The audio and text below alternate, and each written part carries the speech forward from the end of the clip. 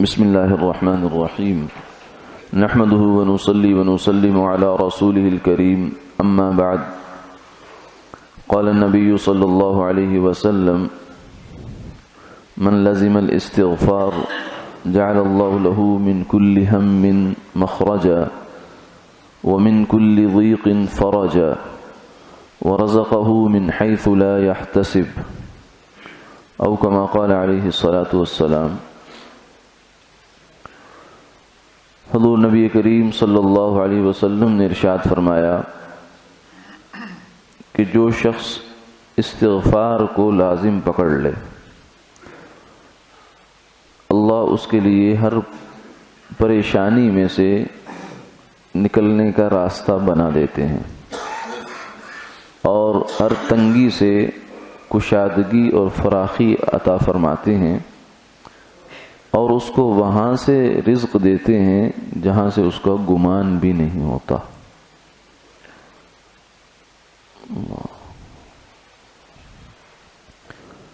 انسان کے ساتھ بالعموم یہ دو مسئلے رہتے ہیں اور بالخصوص اس زمانے کے انسان کے ساتھ جہاں نفس نفسی کا عالم ہے اور مادیت ذہنوں پر چھا چکی ہے اور پیسے اور مادی منفعت کی بنیاد پر ہی آدمی ایک دوسرے سے تعلقات استوار کرتا ہے۔ تو اس زمانے میں یہ دو مسئلے بکثرت ہو چکے ہیں، ایک ہم اور ایک ضیق۔ ہم کہتے ہیں پریشانی، فکر، ٹینشن، ڈپریشن، یہ سب اسی کی جو ہے آگے صورتیں بنتی چلی جاتی ہیں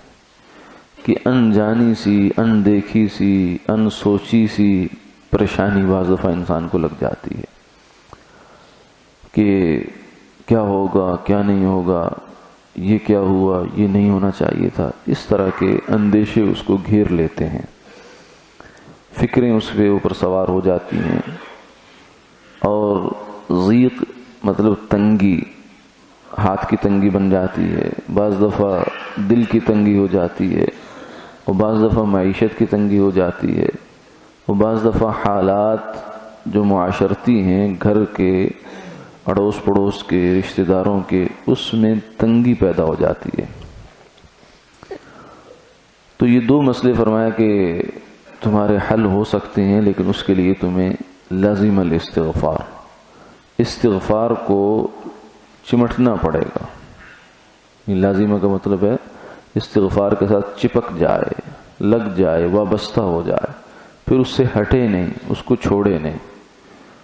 یعنی اس کے ہاتھ میں جب سرا آ گیا ہے نجات کا،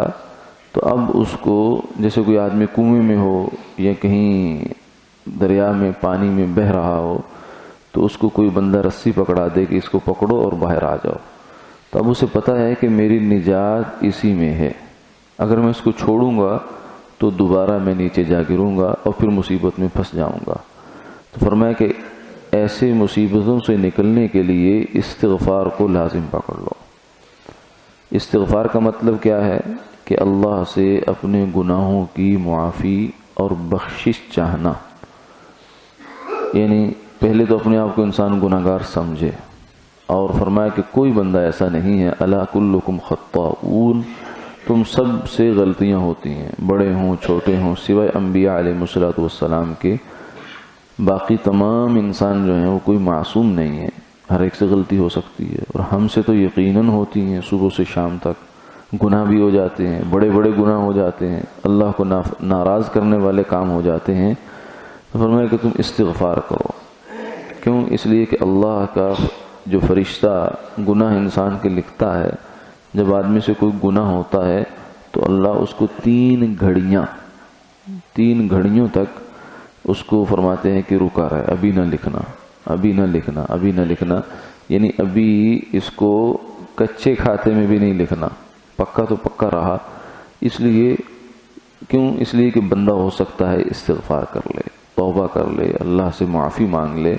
تو جس کے نتیجے میں اس کا گناہ اس کے کھاتے میں آنے سے پہلے ہی باہر ہی معاف ہو جائے، اندراج سے پہلے معافی تلافی ہو جائے،